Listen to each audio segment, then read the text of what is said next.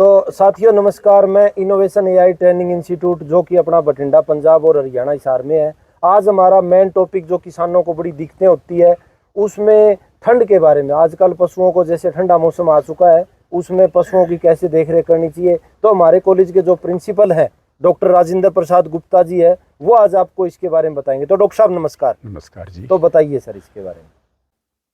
में। प्यारे किसान भाइयों, आज हम बात करेंगे ठंड के दिनों में जो पशुओं को परेशानियां आती हैं, कैसे कैसी परेशानियां आती हैं और पशु डेयरी फार्मर्स का कैसे नुकसान होता है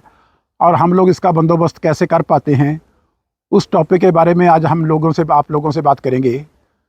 सबसे पहले आप लोगों ने देखा है जब ठंड के दिन शुरू होते हैं पो माघ महीने में, जैसा गिना जाता है 16 दिसंबर के बाद में, ये ठंड पंजाब के और उसके एडजॉइनिंग स्टेट्स में जैसे हरियाणा हो गया या आपका यूपी हो गया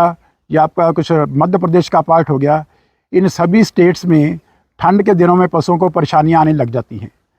और जब रात का तापमान 7-8 डिग्री सेंटीग्रेड या 9 डिग्री सेंटीग्रेड के तकरीबन पहुंचता है तो उसमें भी पशुओं को ठंड थोड़ी थोड़ी महसूस होनी शुरू हो जाती है। लेकिन आजकल देखा गया है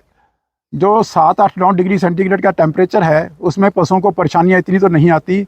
लेकिन आने वाले दिनों में आप देख पाओगे कि लंबी समय के लिए धुंध पड़ेगी और धुंध के भीतर कई कई दिन तक सूरज देवता के दर्शन नहीं होते, धूप बिल्कुल नहीं निकलती। तब उन पशुओं को हम लोगों को शेडों के भीतर ही रखना पड़ता है, तब उन पशुओं को परेशानियां ज़्यादा आती हैं। उन परेशानियों के बारे में अब हम आपको बताएंगे कि क्या क्या परेशानियां आ सकती हैं। सबसे पहले जब ठंड के दिनों में धूप नहीं निकलती और पशु लगातार धुंध पड़ती रहती है तो 11, 12, 1, 2 बजे तक हम पशुओं को अंदर ही बांधना पड़ता है। जब पशुओं को अंदर बांध के रखते हैं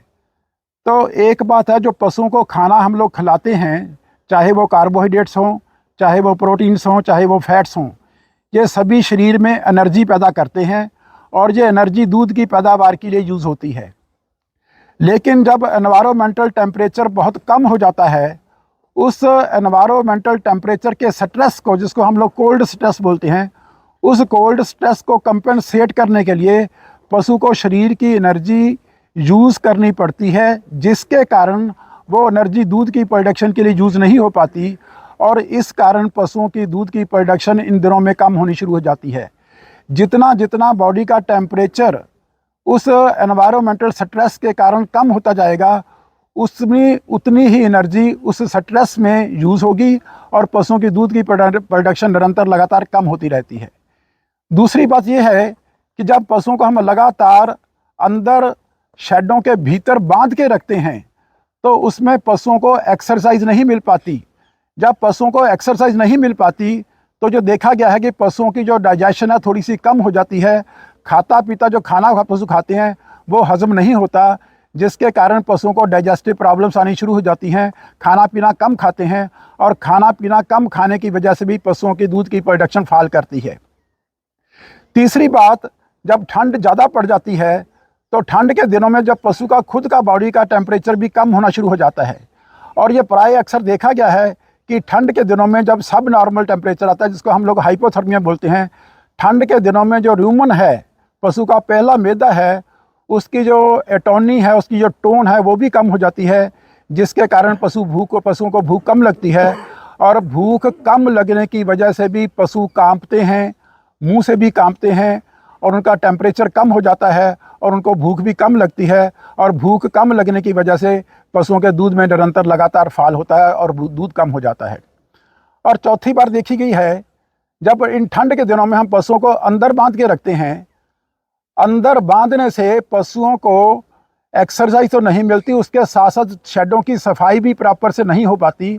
हम लोग पशुओं की सफाई तो कर देते हैं, गोबर को नीचे से खींच तो देते हैं, लेकिन उनकी धुलाई नहीं हो पाती। जब धुलाई नहीं हो पाती तो फर्श नीचे से गंदगी रहती है, जिसके कारण पशुओं में स्किन इन्फेक्शंस और मास्टाइटिस के चांसेस भी बन जाते हैं।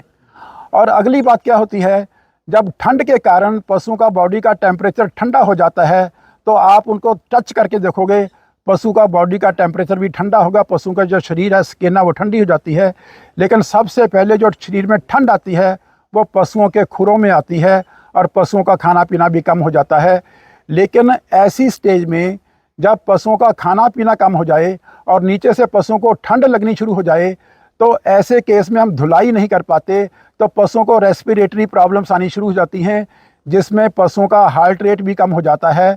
पशुओं का पल्स रेट भी कम हो जाता है और पशु लंबा सांस खींच के लेते हैं, तो इसमें रेस्पिरेटरी प्रॉब्लम्स आनी शुरू हो जाती हैं। तो इसमें कई बार पशु नमोनिया का शिकार भी हो जाते हैं। और लेकिन इन सभी चीज़ों के साथ साथ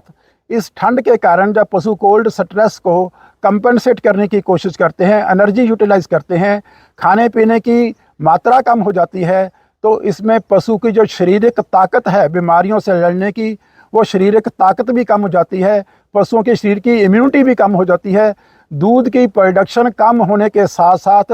जब पशु के शरीर की इम्यूनिटी कम हो जाती है, तो उसमें कई और तरह की बीमारियां भी पनप पड़ती हैं, जिसका हम लोगों को ख्याल करना पड़ता है। सो ओवरऑल जब शरीर का टेम्परेचर कम होता है एनवायरमेंटल स्ट्रेस के कारण, ठंड के कारण, तो उसमें दूध की प्रोडक्शन फॉल होने के साथ साथ कई बीमारियां भी आती हैं। लेकिन किसान भाइयों को जो हम बोलना चाहते हैं, आप लोग इसका बंदोबस्त कैसे कर पाते हो, कैसे आप लोगों को करना चाहिए। देखा गया है कि डेयरी फार्म्स जो हम लोग पंजाब और एडजॉइनिंग स्टेट्स में बनाते हैं, उसको हम दोगली गायों रखने के लिए चारों तरफ से खुला रखते हैं ताकि उनकी क्रॉस वेंटिलेशन होती रहे। लेकिन इस ठंड के दिनों में हम लोगों को चारों तरफ से इस डेयरी फार्म्स को, डेयरी शेड्स को चारों तरफ से पॉलीथीन शीट से ढक के रखना चाहिए ताकि उसमें हवा का निकास, हवा का आदान प्रदान ना हो पाए और उसके अंदर का टेम्परेचर मेंटेन रहे। और दूसरी बात, जो नीचे फर्श होते हैं, इस फर्शों को कभी भी धोना नहीं चाहिए, क्योंकि धोने से फर्श तो पहले ही ठंडे हो जाते हैं और धोने से ठंड और बढ़ जाती है। हम लोगों को शेडों की केवल सफाई ही करनी चाहिए, इसकी धुलाई नहीं करनी चाहिए। तीसरी बात, जो पशुओं को हम लोग खाना खिलाते हैं, हमारी कोशिश ये होनी चाहिए कि पशुओं को हरा चारा तुरंत काट के ना डालें, क्योंकि रात की धुंध और ओस के कारण उसमें दूध, उस हरे चारे में मॉइस्चर परसेंटेज बढ़ जाती है, जिसके कारण पशुओं को ये रेस्पिरेटरी ट्रबल्स ज़्यादा आती हैं। या अगर हम लोग खाना डालना भी आप लोगों ने है, तो उसमें सुबह काट के शाम तक उसको सुखा के रखो और शाम के बाद उसको सूखे चारे से मिक्स करके पशु को डालने की कोशिश करो, तो उसमें पशुओं को ठंड कम लगेगी। लेकिन अगर आप लोगों के पास साइलेज की उपलब्धि है, तो सबसे बेहतर है आप लोग उसको साइलेज डाल सकते हो। साइलेज में मॉइस्चर परसेंटेज कम होती है और पशुओं को ये प्रॉब्लम्स कम आएगी। अगर आप लोग इन सभी बातों का ख्याल रखोगे और उसके साथ साथ फिर भी किसी पशु को कोई प्रॉब्लम आती है, तो आप लोग, मैंने देखा है कि कुछ स्टिमुलेंट्स जो पशु के शरीर में हीट देने का काम करते हैं, और सबसे बढ़िया मैंने देखा है जो होम्योपैथिक मेडिसिन है,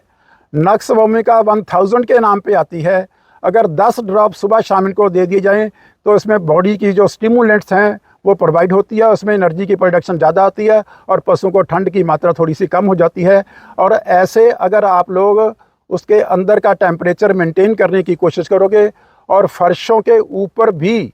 कोई सूखी चीज़ जैसे राइस हस्क हो गया या साडस्ट हो गया, अगर वो डालने की कोशिश करोगे, तो उसमें नीचे से भी ठंड कम लगेगी और आपके पशुओं की दूध की प्रोडक्शन मेंटेन करेगी। और मुझे लगता है कि आप लोगों ने सभी को इस बातों में ध्यान से सुना होगा, इस पे अमल करने की कोशिश करोगे। बहुत बहुत धन्यवाद। तो साथियों, बहुत अच्छे तरीके से डॉक्टर साहब ने बताया है। अगर किसी प्रकार का और भी आपका कोई क्वेश्चन हो, तो आप कमेंट में हमारे से ज़रूर पूछ सकते हैं। नमस्कार, धन्यवाद, सत श्री अकाल। थैंक यू भैया।